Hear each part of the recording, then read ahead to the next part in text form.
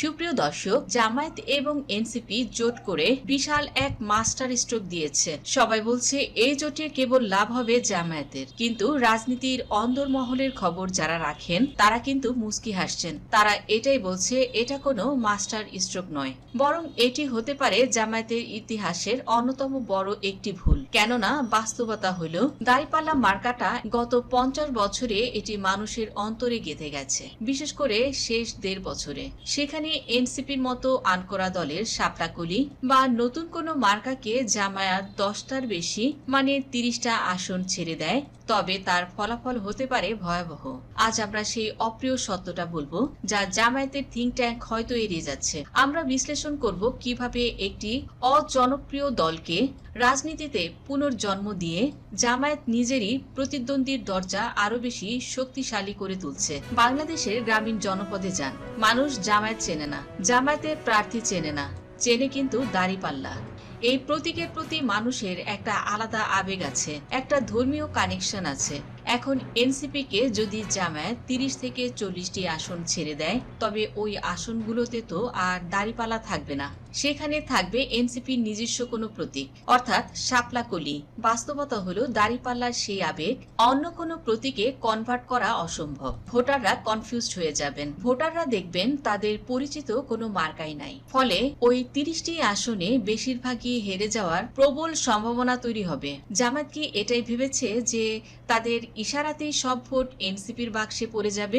রাজনীতি কিন্তু এত সরল অঙ্ক নয়। এনসিপির কিন্তু সাংগঠনিক কোনো ভিত্তি নেই, তাদের প্রার্থীরও কোনো পরিচিতি নেই। শুধু জামায়াতের উপর ভর করে 30টি আসন বের করে আনা, এটা কিন্তু দিবা স্বপ্ন ছাড়া আর কিছুই নয়। সত্যি কথা বলতে এনসিপি বা জাতীয় নাগরিক পার্টি প্রায় অজনপ্রিয় একটি দলে পরিণত হয়েছিল, কেননা তাদের রাজনীতি ধীরে ধীরে প্রায় জনপ্রিয়তার নিম্ন স্থানে চলে গিয়েছিল।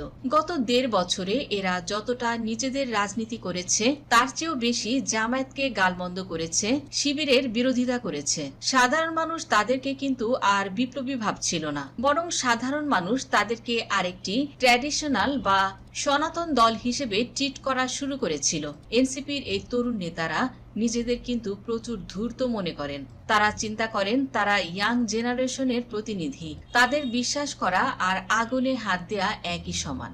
এরা কিন্তু পোল্টি মারতে 2 মিনিটও ভাববে না। আজ জামায়াতের কাঁধে ভর করে সংসদে যাবে, কাল সংসদে দাঁড়িয়েই সেই জামায়াতের বিরুদ্ধে কথা বলবে, সেই জামায়াতকে তুলোধনা করবে, জামায়াতের বিরুদ্ধে অপপ্রচার করবে। জামায়াত কি এই রিস্ক ফ্যাক্টরটা মাথায় রেখেছে?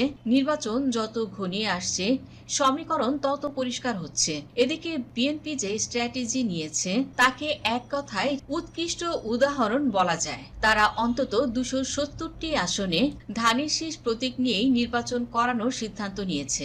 মাত্র 30টা আসন জোটের বাকি দলগুলোকে বিএনপি দিয়েছে, অর্থাৎ ভোটাররা ব্যালট পেপারে চোখ রাখলেই দেখবে ধানের শীষ। অন্যদিকে জামায়াতে ইসলামী কি জোটের বন্ধুদের খুশি করতে গিয়ে নিজেদের পায়ে নিজেরাই কোড়াল মারছে? রাজনৈতিক বিশ্লেষকরা এবং মাঠের পরিসংখ্যান বলছে জামায়াত যদি এই ইলেকশনে সত্যি সর্বোচ্চ ফলাফল বের করে আনতে চায়, তারা যদি ক্ষমতায় যেতে চায়, সংসদের ড্রাইভিং সিটে বসতে চায়, তবে তাদের অন্তত 230 থেকে 240টি আসনে দাঁড়িপাল্লা প্রতীক নিয়ে লড়তে হবে। আর বাকি আসনগুলো যদি জামায়াত শরিকদের ছেড়ে দেয়, এনসিপি চরমোনাই খেলাফত মজলিস এমন পর্যায়ে হলে ফলাফল কিন্তু হয়ে যাবে ভয়াবহ। তো গাণিতিকভাবে কিন্তু অঙ্ক কষেই প্রমাণ করা সম্ভব কেন বিএনপির এই ভলিউম গেম বা সংখ্যার খেলার কাছে জামায়াত এনসিপি চরমোনাই জোট ধরাশায়ী হতে পারে। বাস্তবতা হলো এই ইলেকশন মূলত হবে 2 প্রতীকের লড়াই, ধানের শীষ বনাম দাঁড়িপাল্লা। মানুষ যখন ভোট দিতে কেন্দ্রে যাবে তারা খুঁজবে কিন্তু তাদের পরিচিত মার্কা। বিএনপি কিন্তু এটা আগেই বুঝেছে, তাই বিএনপি কিন্তু শরিকদের নামমাত্র আসন দিয়ে বা তাদের ধানের শীষ প্রতীক বুঝিয়ে দিয়ে সারা দেশে 270 আসনে নিজেদের ব্র্যান্ডিং ঠিক রেখেছে। এতে করে বিএনপির ভোট ব্যাংক কিন্তু ভাগ হচ্ছে না। কিন্তু জামায়াত যদি মাত্র 170 থেকে 100 আসনে দাঁড়িপাল্লা দেয় আর বাকি 100 থেকে 120 আসন NCP, Charmonai, Khelafat Majlis, AB party বা এলডিপি কে ছেড়ে দিয়ে ভিন্ন কোনো মার্কা দেয়, তবে ওই 100 আসনে জামায়াতের ভোটাররা কনফিউজড হয়ে যাবে। সেই কেন্দ্রের ভোটাররা দেখবে তাদের মার্কা নেই, তখন তারা হয়তো তাদের দ্বিতীয় পছন্দ অনুযায়ী ধানের শীষে ভোট দেবে অথবা তারা ভোটই দেবে না। বিশ্লেষকরা বলছেন এই ভুল স্ট্র্যাটেজির কারণে জামায়াত জোট সর্বোচ্চ 60 থেকে 70টি আসন পাবে, এর বেশি পাবে না। অনেকে এনসিপি বা এবি পার্টির তরুণ নেতৃত্ব নিয়ে আশাবাদী হতে পারেন, কিন্তু ভোটের মাঠের বাস্তবতা কিন্তু ভিন্ন। জামায়াতের সকল জোট সঙ্গী মিলে 10 থেকে 15টার বেশি আসন পাবে বলে মনে হয় না। নিজস্ব কোনো দলীয় ভোট ব্যাংক এদের নেই, তাদের সব মিলিয়ে সর্বোচ্চ 5 থেকে 6% ভোটার রয়েছে। মূলত এই শরিক দলগুলো পুরোপুরি জামায়াতের কাজে ভর করে দাঁড়িয়ে আছে। এখন জামায়াত যদি এই দলগুলোকে দাঁড়িপাল্লা প্রতীক ব্যবহার করতে না দেয়, তবে বলা যায় বাকি প্রার্থীরা জামানত হারাবে। ফলে দিন শেষে দেখা যাবে জামায়াত কিন্তু তাদের সিট স্যাক্রিফাইস করলো, কিন্তু শরিকরা জিততেও পারল না। আর এতে করে পার্লামেন্টে জামায়াতের আসন সংখ্যাও কমে যাবে এবং তারা প্রধান বিরোধী দল হওয়ার সুযোগটাও হয়তো হারাবে। বিএনপির কৌশল কিন্তু পরিষ্কার। বিএনপির বিষয়টি হচ্ছে আগে নিজের ঘর সামলাও, পরে শরিক। বিএনপি জানে 300 আসনে ফাইট করতে হলে মিনিমাম 250টা আসনে নিজস্ব প্রতীক থাকতে হয়। বিএনপি এই জায়গাতে জামায়াতকে অনেক পেছনে ফেলে দেবে। জামায়াত যদি 230 থেকে 240টি আসনে দাঁড়িপাল্লা না দেয়, তবে তারা জাতীয়ভাবে সেই ওয়েভ বা জোয়ার তৈরি করতে পারবে না। ভোটাররা ভাববে এরা তো ক্ষমতায় যাওয়ার জন্য লড়ছে না, এরা কেবল কিছু সিট পাওয়ার জন্য লড়ছে।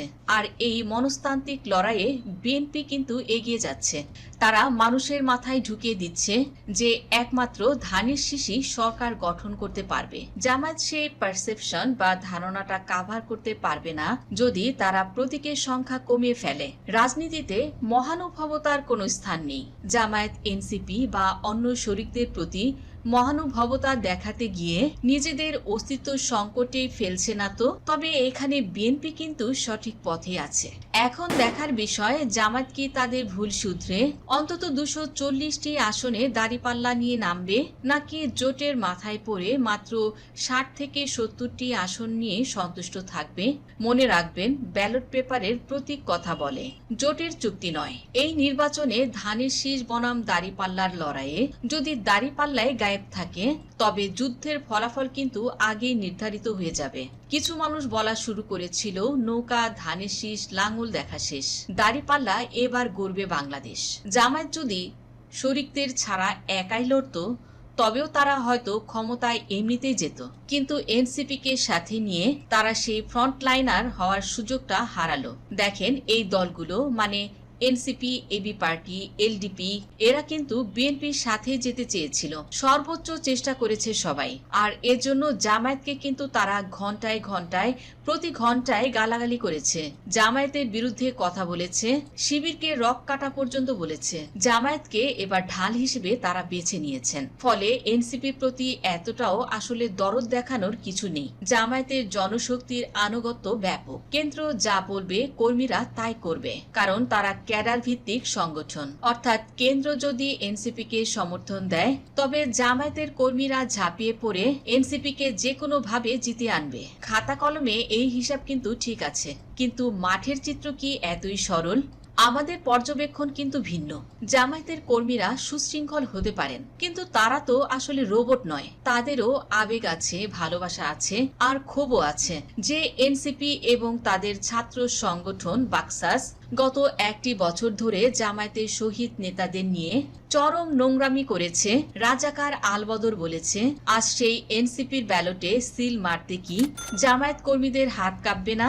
জামায়াত কর্মীদের কাছে তাদের শহীদ নেতারা মতিউর রহমান নিজামী, গোলাম আজম, দেলোয়ার হোসেন সাইদি কেবল তারা নেতা নন, তারা তাদের আবেগের সর্বোচ্চ স্থান দখল করে আছেন। অথচ আমরা দেখেছি এনসিপি নেতারা এবং তাদের ছাত্র সংগঠনের কর্মীরা বিভিন্ন সময় এই শহীদ নেতাদের নিয়ে কুরুচিপূর্ণ মন্তব্য করেছেন, চরম নোংরামি করেছেন। সোশ্যাল মিডিয়া জুড়ে তাদের সেই বক্তব্য এখনো ভাসছে। জামায়াতের তৃণমূলের কর্মীরা এসব ভুলেননি। অনেক আসনে যেখানে এনসিপির প্রার্থীর অতীত কর্মকাণ্ড খুব বেশি বিষাক্ত, দুর্নীতিবাজ হিসেবে আখ্যা পেয়েছেন, সেখানে জামায়াতের স্থানীয় বিক্ষুব্ধ নেতারা স্বতন্ত্র প্রার্থী হিসেবে দাঁড়িয়ে যেতে পারেন। তারা হয়তো দলের পদবি ব্যবহার করবেন না, কিন্তু স্থানীয় জনশক্তি এবং সাধারণ মানুষের সেন্টিমেন্টকে কাজে লাগিয়ে তারা এনসিপির বিরুদ্ধে অবস্থান নেবেন। রাজনীতিতে সবসময় দুয়ে দুয়ে চার হয় না। জামায়াত নেতারা হয়তো এনসিপিকে সাথে নিয়ে বড় অঙ্ক করছেন, কিন্তু মাঠের কর্মীরা সেই অঙ্কে কিন্তু পানি ঢেলে দিতে পারেন। জামায়াত কি ভুল পথে আগাচ্ছে? এনসিপিকে জামায়াতের 30টা আসন দেয়া কি উচিত, বা অন্যান্য যে দলগুলো যারা জামায়াতের সাথে জোট পাচ্ছে, এখন 13টি দল প্রায় হয়ে গেছে, তাদেরকে কি 50টির বেশি আসন ছেড়ে দেওয়া উচিত? আপনার কি মনে হয় জানান কমেন্টের ঘরে। তো দর্শক, এই ছিল আমাদের আজকের ভিডিও। দেখা হবে পরবর্তী ভিডিওতে। সেই পর্যন্ত সুস্থ থাকুন, নিরাপদে থাকুন এবং সাবস্ক্রাইব করুন জেনজি ডেইলি পলিটিক্স। ধন্যবাদ দর্শক সম্পূর্ণ ভিডিওটি দেখার জন্য।